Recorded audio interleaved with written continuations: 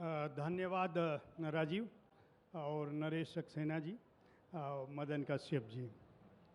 हम आप लोगों से सवाल की जगह कविताएं सुनना चाहते थे और मंच पे चूँकि कविता बोलेगी बात खोलेगी, ये विषय रखते समय हमारे दिमाग में यह था कि आप दोनों की ही कविताओं में एक विद्रोह का स्वर कहीं न कहीं से है और कवि को हमेशा प्रतिपक्ष में ही खड़ा होना चाहिए।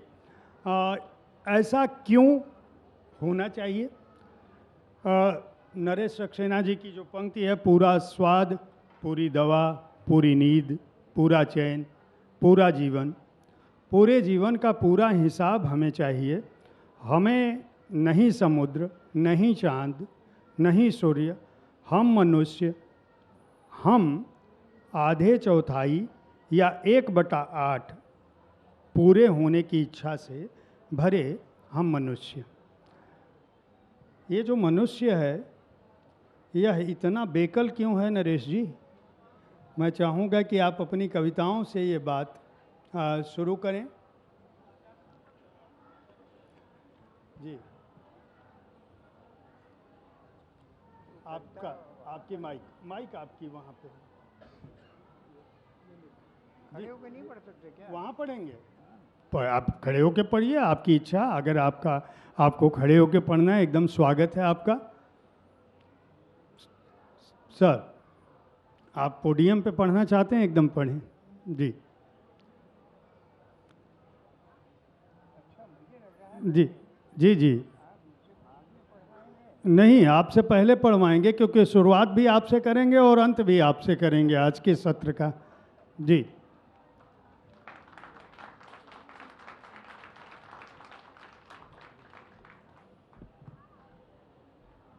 सवाल क्या है? कविता है। कविता बोलेगी बात खोलेगी और आपकी ही कविता से शुरू किया हूं मैं।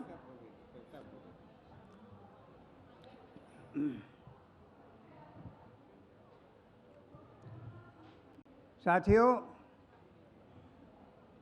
हम यहाँ क्यों आए हैं इसकी हमारे साथी बहुत निंदा कर रहे हैं।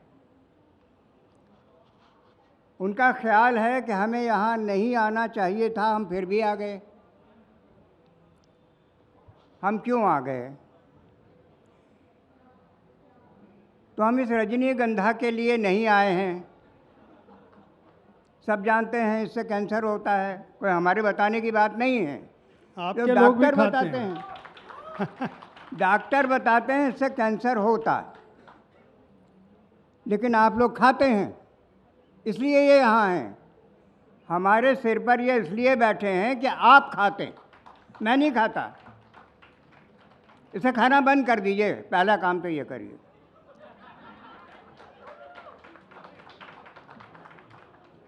दिल्ली का मौसम खराब,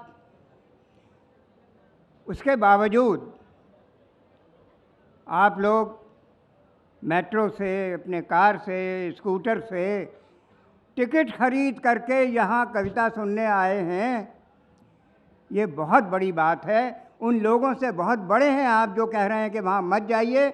मैं आप लोगों को फिर से प्रणाम करता हूँ, नमस्कार। आप इस खराब मौसम में टिकट लेकर के कविता सुनने आए हैं, ये कमाल की बात है। ये हिंदुस्तान में पहली बार हो रहा है कि इस कविता को सुनने के लिए टिकट खरीद करके लोग आए हैं, ख़राब मौसम में आए हैं। हम जो कविता पढ़ेंगे उससे ज़्यादा बड़ी बात है आपकी मौजूदगी यहाँ पर पे। तो आपको बार बार सलाम। आप इससे पहले भी कविताएं सुन चुके हैं और अच्छी कविताएं सुनी होंगी आपने, मुझे पूरा यकीन है कि वो विवेक चतुर्वेदी हों या और हमारे दूसरे साथी बोधिसत्व हैं। बोधिसत्व की एक लाइन नाम आ गया इसलिए याद आ गई मुझे कि अंधेरे में आप पहाड़ खड़ा कर दीजिए, दिखाई नहीं देगा, लेकिन एक छोटा सा दीपक जला दीजिए तो दिखाई देगा। पहाड़ के मुकाबले एक दीपक दिखाई देगा आपको। तो हम छोटे छोटे दीपक जलाने की कोशिश करते हैं, इन पहाड़ों के खिलाफ। और पहाड़ क्या है? पहाड़ तो महाराष्ट्र का नतीजा आ गया, वही पहाड़ है, वही पहाड़ है। और उस पहाड़ को आप ये समझें कि वो कविता से ख़त्म हो जाएगा तो नहीं होगा, आप लोगों से होगा, आप लोगों से होगा। जो कविता के लिए नहीं, कविता में जो मनुष्यता होती है और जिसके बारे में अभी आपने सुना, महाभारत का श्लोक सुना कि 100 वर्षों का बौद्धिक कर रहे हैं ये लोग। एक भी आदमी पैदा नहीं हुआ जिसका नाम आप जानते हो, आरएसएस से बाहर नहीं जानते आप उनका नाम। और मनुष्य से बड़ा कोई ग्रंथ, कोई शास्त्र, कोई सत्य नहीं होता। आप उस मनुष्य के हक में आए हैं, आपको बार बार सलाम। अब आप कविता सुनिए।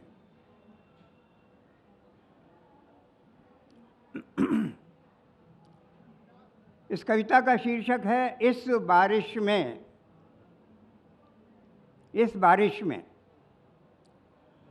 कि जिसके पास चली गई मेरी ज़मीन, उसी के पास अब मेरी बारिश भी चली गई। अब जो घिरती हैं काली घटाएं, उसी के लिए घिरती हैं। कूकती हैं कोयलें, उसी के लिए उठती है धरती के सीने से सौंधी सुगंध। अब नहीं मेरे लिए हल नहीं, बैल नहीं, खेतों की गैल नहीं, एक हरी बूंद नहीं, तोते नहीं, ताल नहीं, नदी नहीं, आर्द्रा नक्षत्र नहीं, कजरी मल्हार नहीं मेरे लिए। जिसकी नहीं कोई जमीन, उसका नहीं कोई आसमान।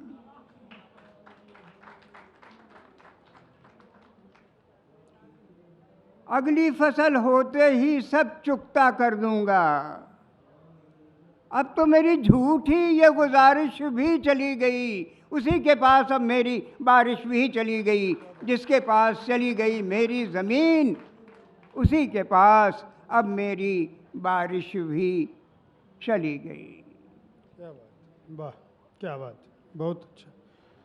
बस ठीक है। अब बार बार मैं आपको उठाऊंगा, मैं तो सोचा आप पोडियम पे जाएंगे, कुछ और भी सुनाएंगे आप। अगर एक कविता पे फिर आपको फिर मैं दोबारा थोड़ी नहीं उठाऊंगा, मदन जी को सुन के एक कम से कम और सुनाए, फिर मदन जी के पास आता हूँ।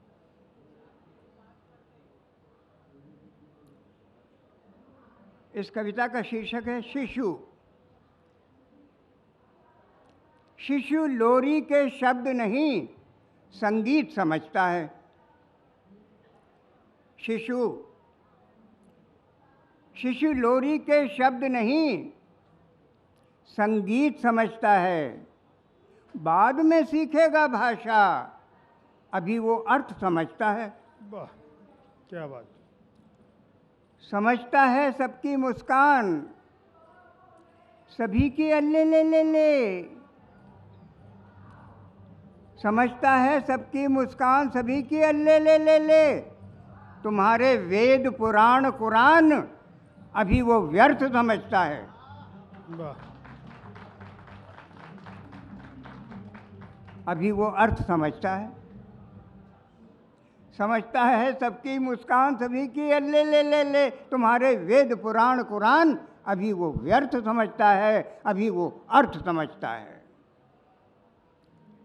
शिशु लोरी के शब्द नहीं, संगीत समझता है, अभी वो अर्थ समझता है।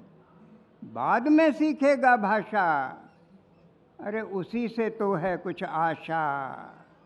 शिशु लोरी के शब्द नहीं, संगीत समझता है।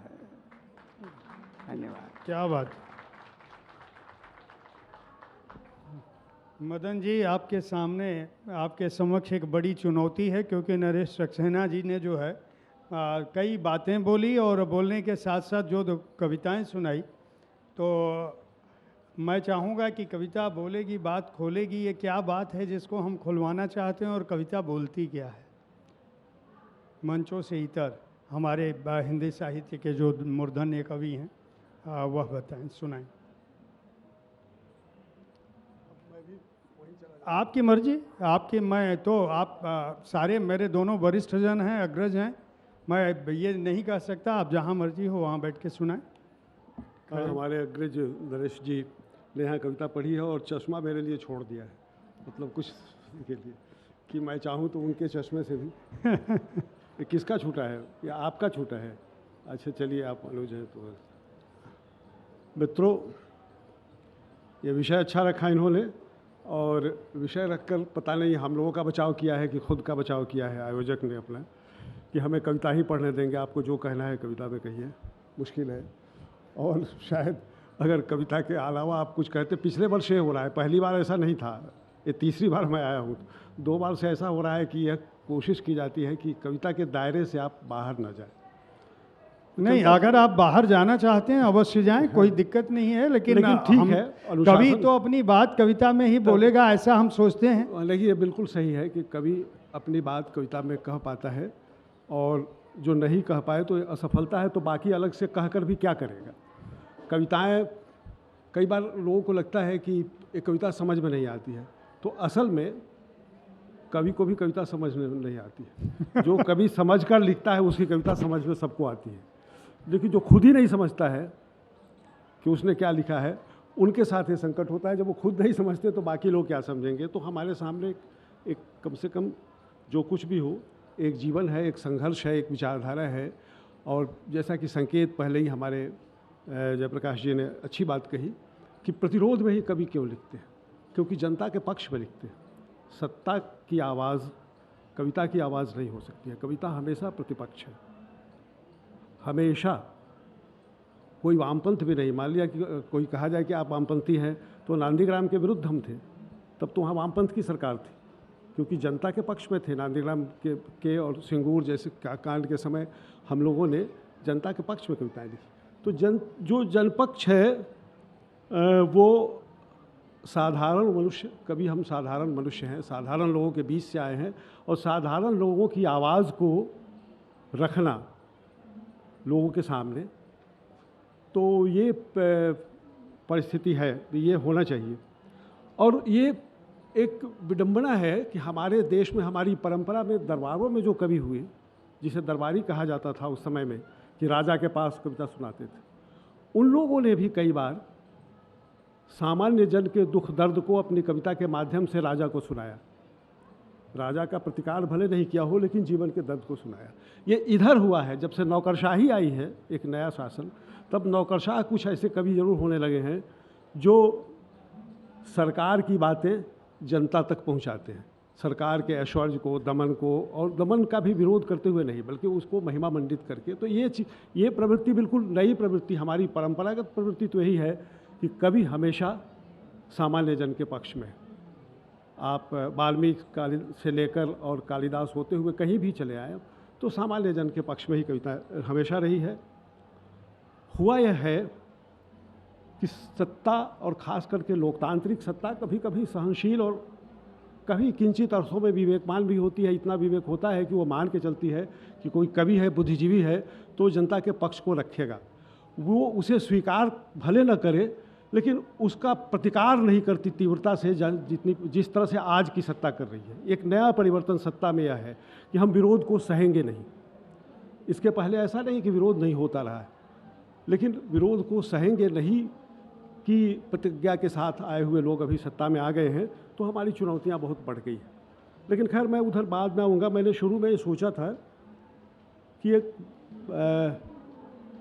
जो पहले और आज के बीच में एक अंतर ये दिख रहा है कि एक लंबा संकट का समय आया, और संकट प्रकृति से भी आया और संस्कृति से भी एक साथ। कोरोना भी, और सांस्कृतिक संकट और प्राकृतिक संकट का एक अद्भुत घालमेल 3-4 वर्षों तक हमें झेलना पड़ा है, तमाम लोगों को झेलना पड़ा है।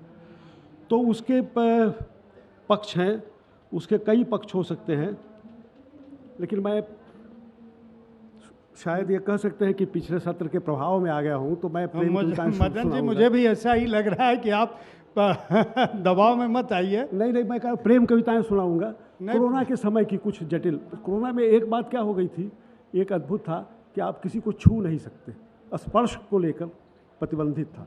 तो स्पर्श के प्रतिबंध को लेकर 3 छोटी छोटी कविताएं मैं सुनाना चाहता हूं, और फिर उसका विस्तार हम बाद में अगर कभी आया तो करेंगे कि और पक्ष पर जाएंगे। तो पहली कविता है, छोटी सी है, चाहता हूँ। तुम्हारे प्रशस्त कटि प्रदेश को बाहों में समेटते हुए सो जाना चाहता हूँ चिर निद्रा में। चाहता हूँ मौत आए तो इतनी चुपचाप आए कि तुम मेरी बाहों में, तुम मेरे बालों में अंगुलियाँ फिराती रहो और काफ़ी देर तक पता ही नहीं चले कि मैं जा चुका हूँ। तुम मेरे बालों में अंगुलियाँ फिराती रहो और काफ़ी देर तक पता ही नहीं चले कि मैं जा चुका हूँ। मरने के बाद भी मुझे इसी तरह छूना, ऐसे ही पल के झुकाकर शर्माना और मुंह फेर कर मुस्कुराना। चाहता हूँ मेरा सब कुछ इस तरह तुम्हें मिल जाए कि मृत्यु को कुछ मिले ही नहीं। क्या बात, मेरा क्या सब बात। कुछ इस तरह तुम्हें मिल जाए कि मृत्यु को कुछ मिले ही नहीं। दूसरी कविता है, वो उसी कोरोना के संकट की में और उसी स्पर्श को लेकर ही है। कहीं नहीं जाऊंगा, कहीं नहीं जाऊंगा, रहूंगा तुम्हारे ही भीतर, तुम्हारे तुम में विलीन होकर। रहूंगा तुम्हारे ही भीतर, तुम्हारे तुम में विलीन होकर। तुम जाना समुद्र के उसी तट पर जहाँ कई दिन तक हम साथ साथ घूमते रहे। तुम जाना समुद्र के उसी तट पर जहाँ कई दिन तक हम साथ साथ घूमते रहे। बिना किसी का हाथ थामे चढ़ जाना उस चट्टान पर। मैं रहूँगा न तुम्हारे भीतर तुम्हें थामे हुए। मैं रहूँगा न तुम्हारे भीतर तुम्हें थामे हुए। बालू पर खोजना मेरे पाँव के निशान, लहरें भला क्या मिटा सकेंगी उन्हें, जो अब मिट भी गए हों, जो अब मिट भी गए हों तब भी तुम्हारी यादों में तो होंगे ही। जो अब मिट भी गए हो तब भी तुम्हारी यादों में तो होंगे ही। मैं कहीं नहीं जाऊंगा, तुम्हारी आत्मा में एक छुअन की तरह रहूँगा, अंतस्थल में हो रही तेज बौछारों में भीगता हुआ। मैं कहीं नहीं जाऊंगा, तुम्हारी आत्मा में एक छुअन की तरह रहूँगा, अंतस्थल में हो रही तेज बौछारों में भीगता हुआ। और तीसरी छोटी कविता 3 पंक्तियों की है, तुम्हारा स्पर्श। एक तुम्हारा स्पर्श ही तो था कि जिससे होती थी ईश्वर के होने की अनुभूति। एक तुम्हारा स्पर्श ही तो था कि जिससे होती थी ईश्वर के होने की अनुभूति। कोरोना ने मुझे निरीश्वर कर दिया। क्या बात, कोरोना ने मुझे वाह, निरीश्वर कर दिया। बहुत मालूम। बहुत बहुत धन्यवाद। ये और एक और कविता, चूँकि मुझे लगता है कि उससे बाहर आया जाए तो, लेकिन एक आखिरी कविता जो उसी समय की है, कोरोना काल की है, वो सुनाकर फिर अपनी बात मैं समाप्त करता हूँ।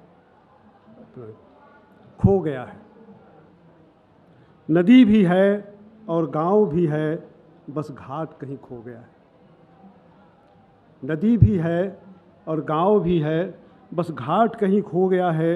दूर दूर रहने या डूब डूब जाने से अलग एक शीतल स्पर्श का बाट कहीं खो गया है। एक शीतल स्पर्श का बाट कहीं खो गया है।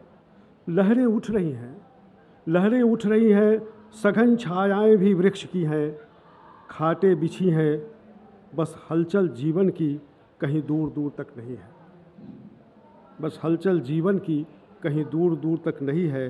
बिना जिसके समय का ठाठ कहीं खो गया है। बिना जिसके समय का ठाठ कहीं खो गया है। नदी भी है और गांव भी है, बस घाट कहीं खो गया है। बहुत शुक्रिया, धन्यवाद। धन्यवाद मदन जी। और नरेश जी से मैं क्या कहूँगा, आप सुनाइए, अब कविता ही सुनाइए। अब तो आपने हमें कहा, आप इस बात का उल्लेख करके कि रजनीगंधा मत खाइए। सवाल यह है कि साहित्य को पोषित करने का जो प्रयास है उनका, चाहे वह अच्छा है या बुरा, अच्छा ये एक विसंगति, एक इस पर तर्क हो सकता है। कुछ लोग खाते हैं, कुछ नहीं खाते। ऐसा है मदन पांडे जी जी कि इसमें मैं ये कहना चाहता हूँ जी कि रजनीगंधा तो वो पान मसाला बनाते हैं और पान जी। मसाला सचमुच नहीं खाना चाहिए, लेकिन और भी चीज़ें बनाती है वो कंपनी।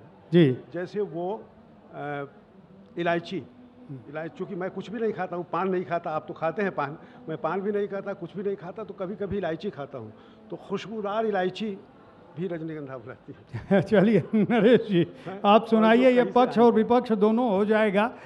उदय प्रकाश जी का कहना था मैं खुलेआम खाता हूँ, मुझे कोई दिक्कत नहीं।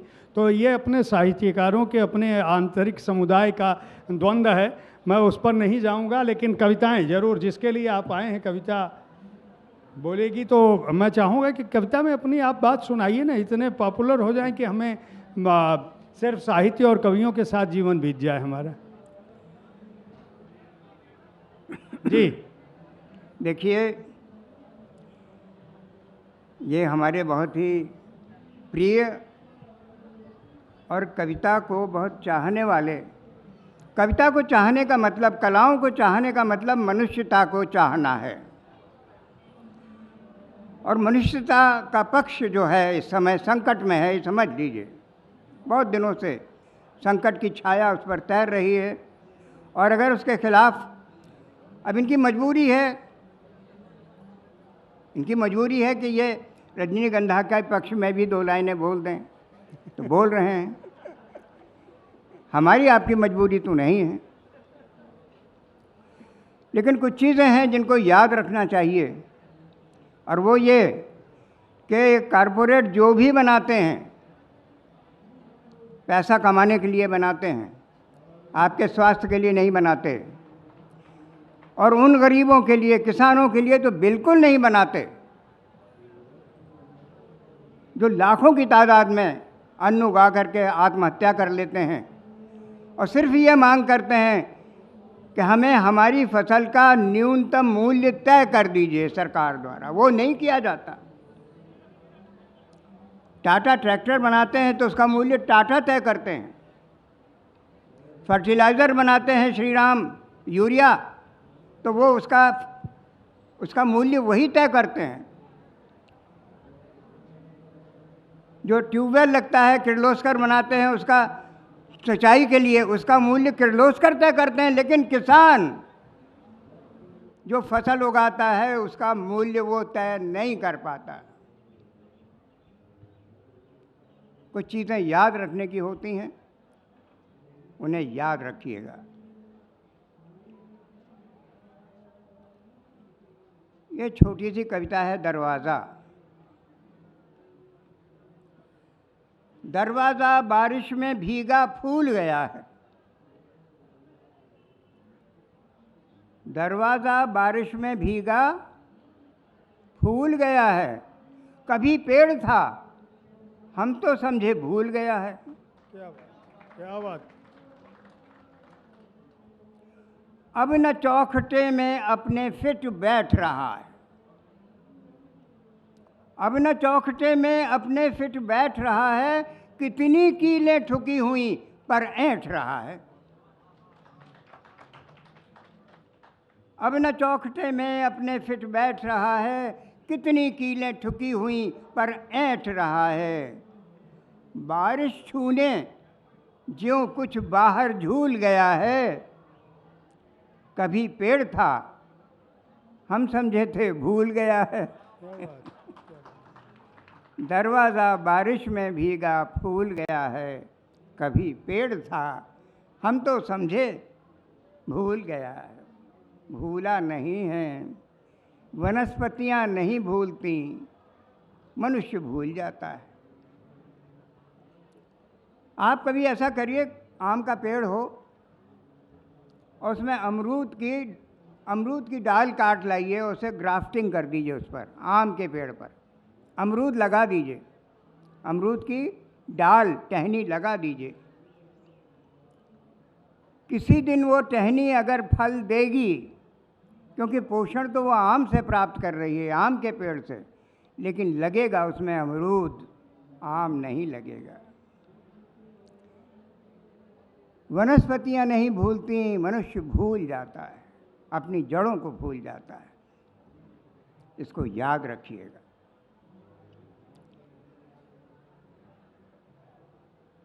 एक कविता है देश के बारे में।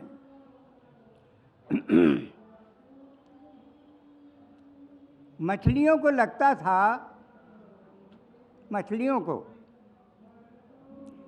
था जैसे वे तड़पती हैं पानी के लिए, तो पानी भी उनके लिए वैसे ही तड़पता होगा।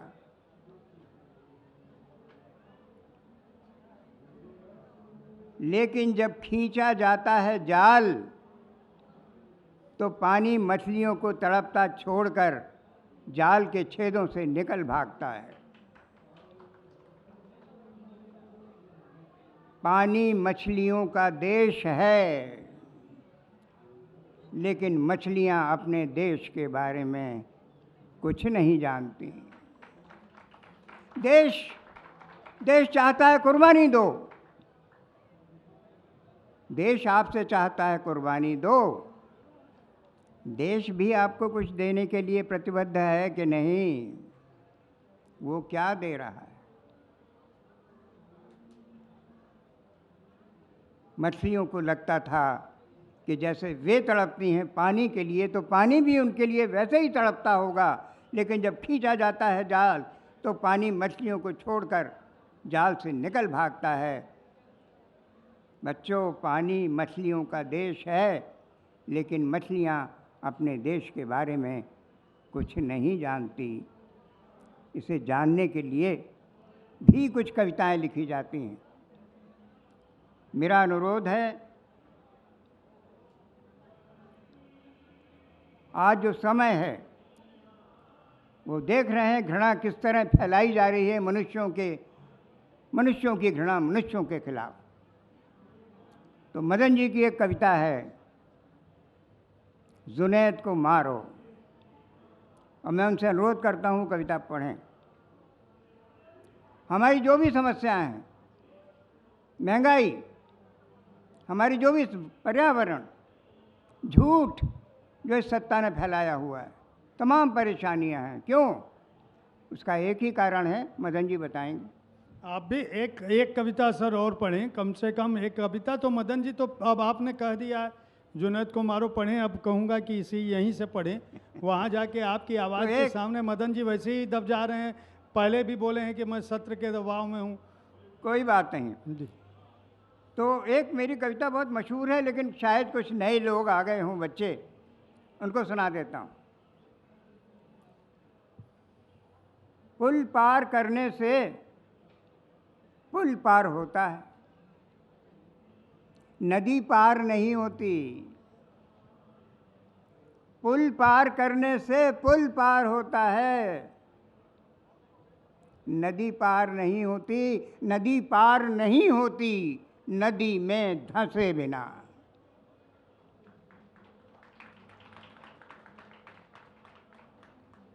नदी में धंसना मजाक नहीं है। वहाँ तो मगरमच्छ होते हैं, खा जाएंगे ना आपको, छोड़ेंगे नहीं। वहाँ भंवर होते हैं, डुबो देंगे आपको। सिर्फ तैरना सीख लेने से नदी में उतरना संभव नहीं होता। वहाँ शैवालों के जाल होते हैं, फंसा लेंगे आपको। धारा का आवेग है, कहीं से कहीं उठा के पटक देगा आपको। और कहीं प्रपात से नीचे गिर गए तो चट्टान पर सिर फूटेगा आपको। नदी में उतरना खतरनाक होता है। पुल पार करने से पुल पार होता है, नदी पार नहीं होती। नदी पार नहीं होती नदी में धंसे बिना। अरे नदी में धंसे बिना तो पुल का अर्थ भी समझ में नहीं आता। नदी में धंसे बिना पुल पार करने से पुल भी कहाँ पार होता है? लोहा लंगड़ पार हो जाता है। दोस्तों, कुछ भी नहीं होता पार नदी में धंसे बिना। न पुल पार होता है, न नदी पार होती है। पुल पार करने से पुल पार होता है, नदी पार नहीं होती। नदी में उतरना है। धन्यवाद नरेश जी। मदन जी, आप चाहे तो यहीं से सुना दीजिए अब आप, और माइक को थोड़ा सा नज़दीक ले आइएगा ताकि आपकी आवाज़ भी नरेश जी की आवाज़ के सामने दबे नहीं उतना। जितने दबाव में आप हैं। नहीं ऐसा नहीं, दाव नहीं, मैं पढ़ूंगा, मैं पढ़ देता हूँ और कुछ छोटी छोटी कविताएं पढ़ता हूँ। ऐसा नहीं है कि एक कविता जो जिस कारण से ये कह रहे हैं, जो जिसमें हम अपने समय के प्रतिरोध को रच पाते हैं, तो प्रतिरोध की रचने की पूरी श्रृंखला है मेरे पास, बहुत सारी, ज़्यादातर मेरी कविताएं उस तरह की हैं। तो मैं पहले दो तीन छोटी छोटी आपकी आवाज़ छोटी हो जा रही है, आप पोडियम पे ही मैं इसको मुंह के पास रख लेता हूँ, तब ठीक हो जाएगी। तो दो तीन छोटी छोटी कविताएं मैं पढ़ देता हूँ। एक कविता है संकट, तो ध्यान से सुनिएगा, क्योंकि कविताएं सब कुछ अपने सतह पर नहीं कहती है, कुछ उसके भीतर भी जाना होता है। अब कविता के श्रोता हैं तो उस रूप में आप ध्यान देंगे तो। अक्सर ताला उसकी जुबान पर लगा होता है जो बहुत ज़्यादा सोचता है। अक्सर ताला उसकी जुबान पर लगा होता है जो बहुत ज़्यादा सोचता है। जो बहुत बोलता है उसके दिमाग पर ताला लगा होता है। जो बहुत बोलता है उसके दिमाग पर ताला लगा होता है। संकट तब बढ़ जाता है जब चुप्पा आदमी इतना चुप हो जाए कि सोचना छोड़ दे। चुप्पा आदमी इतना चुप हो जाए कि सोचना भी छोड़ दे, और बोलने वाला ऐसा शोर मचाए कि उसकी भाषा से विचार ही नहीं शब्द भी गुम हो जाए, कि उसकी भाषा से विचार ही नहीं शब्द भी गुम हो जाए। और आज के दिवस की चर्चा इन्होंने की कि लोकतंत्र का एक बड़ा विराट और विकट परिणाम हम लोगों ने देखा है। तो मैं ये कविता 1910 की सुना रहा हूँ, आज की नहीं है। 1910 नहीं, सॉरी, 10 की नहीं है, ये 14 के बाद ही 1915 की कविता है। 10 तो इस पर लिखा था। 1915 सर, 2015 सर 2015, हाँ 2015 जी। तो 2015 की कविताएं सुना रहा हूँ। फिर लोकतंत्र।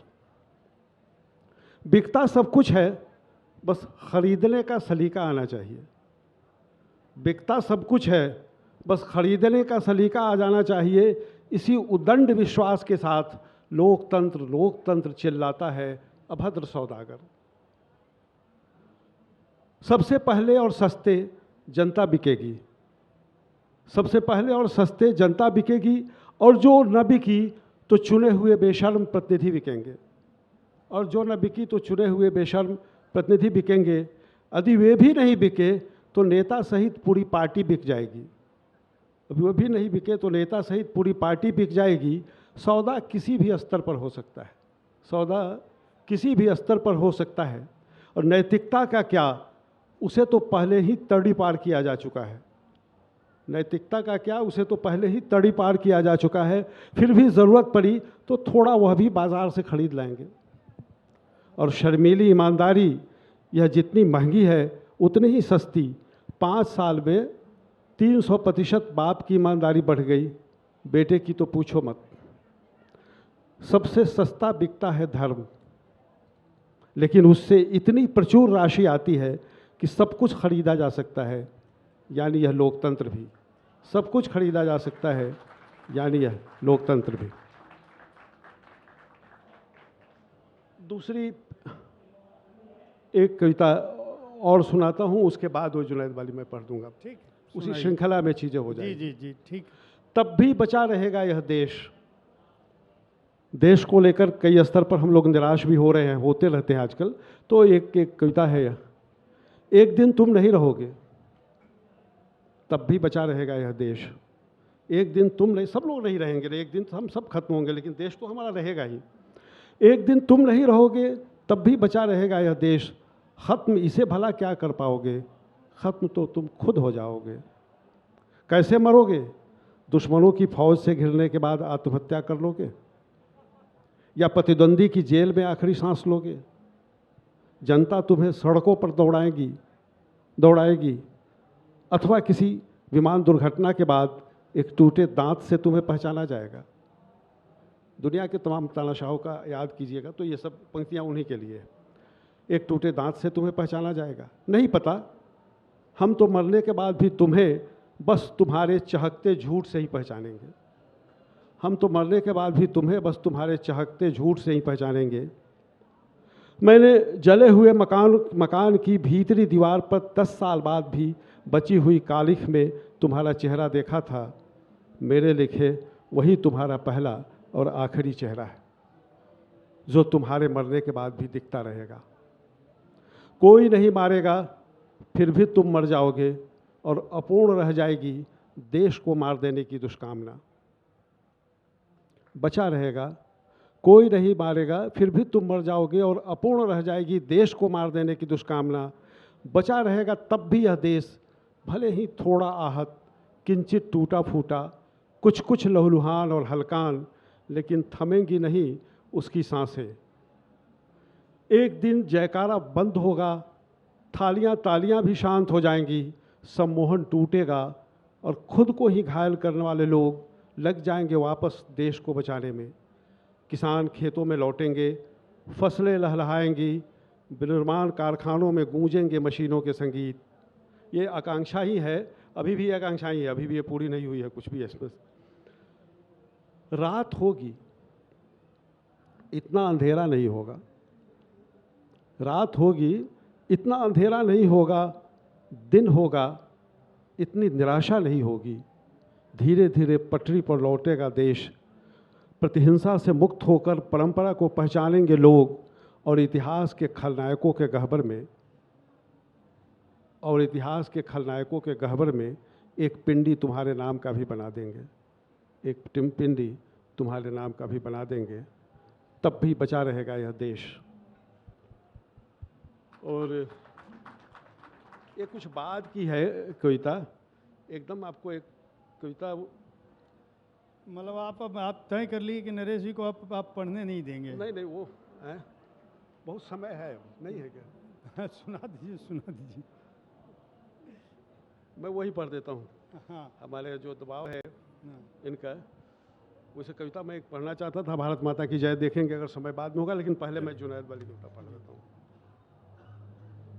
ये दिल्ली में ही ये हत्याकांड हुआ था, वो बच्चा जो मारा गया था जुनैद, उसके मारे जाने के दूसरे दिन ये कविता लिखी थी मैंने।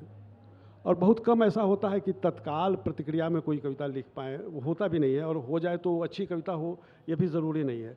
ये भी मैं मानता हूँ कि ये बहुत अच्छी नहीं है, लेकिन ये ज़रूर है कि समय का एक दुख इसमें अच्छे से दर्ज हुआ है, शायद तभी लोगों को अच्छी लगती होगी। क्योंकि वह जुनैद था। बस सारा कुछ यहाँ नाम में ही हो गया है। इस पूरे देश में एक जुनैद का ही मसला नहीं है, जो कुछ तय हो रहा है उसमें नाम की एक बड़ी भूमिका हो जा रही है। और अब तो लोग शान के साथ कहते हैं कि मैं तो नाम से ही पहचान लेता हूँ। कोई टोपी से पहचान लेता है, कोई शेरवानी से, कोई पैजामा से, नाम से लोगों को पहचाना जा रहा है। माने मनुष्य को पहचानने के कैसे कैसे रूप विकसित हो गए हैं हमारे देश में। तो खैर कविता सुनिए। क्योंकि वह जुनैद था, चलती ट्रेन के खचाखच भरे डिब्बे में चाकुओं से गोद गोद कर मार दिया गया। क्योंकि वह जुनैद था। झगड़ा भले बैठने की जगह को लेकर हुआ, लेकिन वह मारा गया। क्योंकि वह जुनैद था। न उसके पास कोई गाय थी, न फ्रिज में मांस का कोई टुकड़ा, फिर भी मारा गया। क्योंकि वह जुनैद था। सारे तमाशबीन डरे हुए नहीं थे, लेकिन चुप सब थे। सारे तमाशबीन डरे हुए नहीं थे, लेकिन चुप सब थे। क्योंकि वह जुनैद था। 1.5 करोड़ लोगों की रोजी रोटी छिन गई थी, पर लोग नौकरी नहीं जुनैद को तलाश रहे थे। नए नोट छापने के खर्च बराबर भी काला धन नहीं आया था। लोग गुम हो गए पैसे नहीं, जुनैद को खोज रहे थे। सबको समझा दिया गया था, बस तुम जुनैद को मारो। सबको समझा दिया गया था, बस तुम जुनैद को मारो। नौकरी नहीं मिली, जुनैद को मारो। खाना नहीं खाया, जुनैद को मारो। वायदा झूठा निकला, जुनैद को मारो। माल्या भाग गया, जुनैद को मारो। अडानी ने शांतिग्राम बसाया, जुनैद को मारो। जुनैद को मारो, जुनैद को मारो। सारी समस्याओं का रामबाण समाधान था, जुनैद को मारो। ज्ञान के सारे दरवाज़ों के बंद करने पर भी जब मनुष्य का विवेक नहीं मरा, तो उन्होंने उन्माद के दरवाज़ों को और चौड़ा किया। जुनैद को मारो, जुनैद को मारो। बहुत शुक्रिया। नरेश जी, हम आपसे ही इस सत्र का समापन करेंगे। समय हमारा लगभग पूरा हो चुका है, लेकिन आपसे कविता सुने बगैर हम इसको हाँ विलम्ब से शुरू किया है आपने, इसलिए जी, चूँकि आपने शुरू किया है, आप ही इसका समापन इस सत्र का करिए।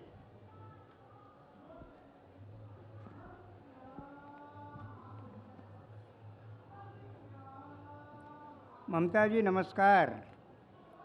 कमाल है, चंद्रकला जी, ममता जी, बोधिसत्व आ गए हैं। उन्हीं की एक पंक्ति मैंने अभी कोट की थी। वही सुनकर आए। अब जैसा मैंने आपसे कहा था, इसकी पुष्टि हो गई है कि महाराष्ट्र में भाजपा जीत गई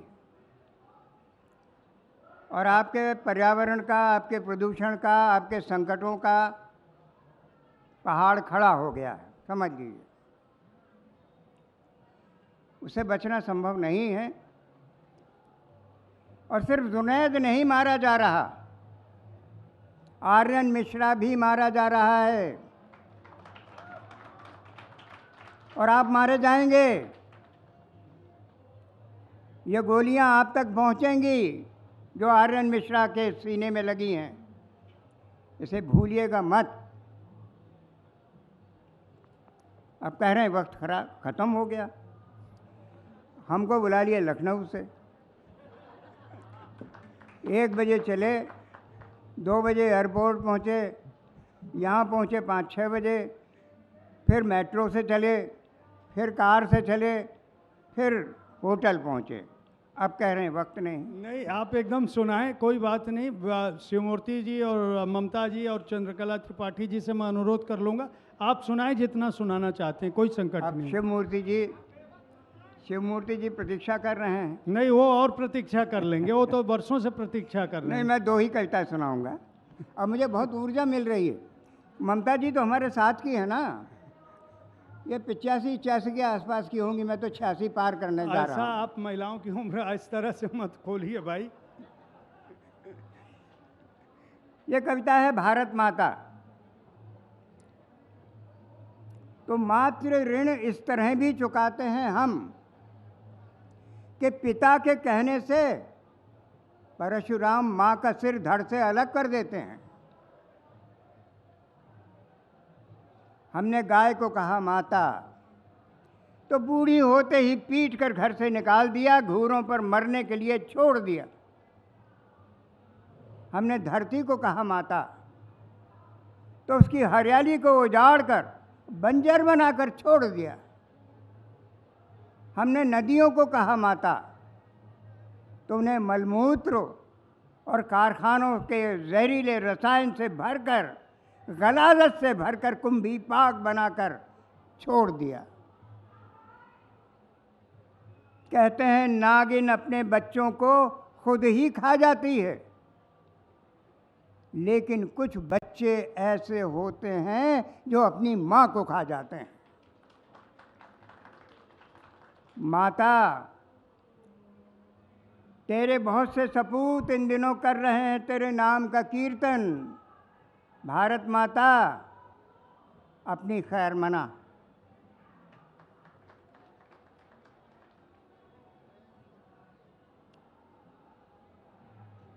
लड़ना तो है ही एक दिन, अब मरना तो है ही एक दिन।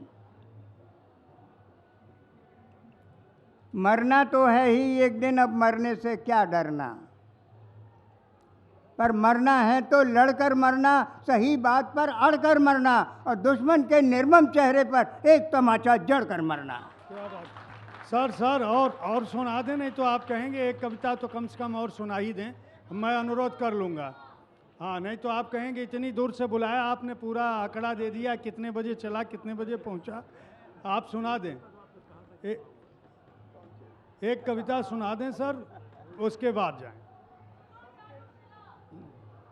कोई किसी बच्ची की फरमाइश है, सुनो चारुशीला सुनना चाहती है, मदन जी ने भी कुछ कहा है सुनना चाहते हैं, आप दोनों सुना दें अगर सुना सकें तो। मैं जो सुनाना चाहता हूँ वही सुनाऊंगा।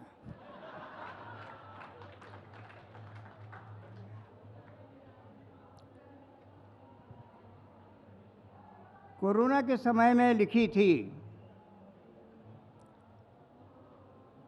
कोरोना चला गया लेकिन याद तो होगी उसकी।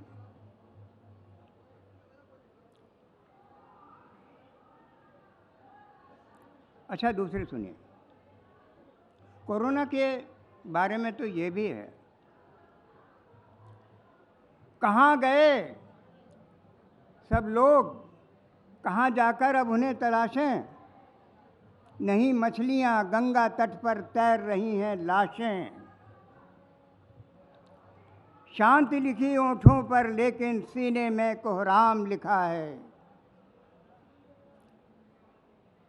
कृष्ण घटा पर, काली घटा पर, कृष्ण घटा पर हिंद महासागर का जैसे नाम लिखा है। भक्तों के सीने पर जय श्री राम लिखा, हम सबका काम तमाम लिखा है।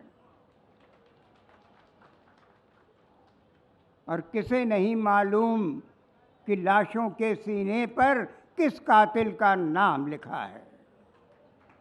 शांति लिखी ओंठों पर लेकिन सीने में कोहराम लिखा है। कृष्ण घटा पर हिंद महासागर का जैसे नाम लिखा है। भक्तों के सीने पर जय श्री राम लिखा है। मेरा काम तमाम लिखा है। और किसे नहीं मालूम कि लाशों के सीने पर किस कातिल का नाम लिखा है।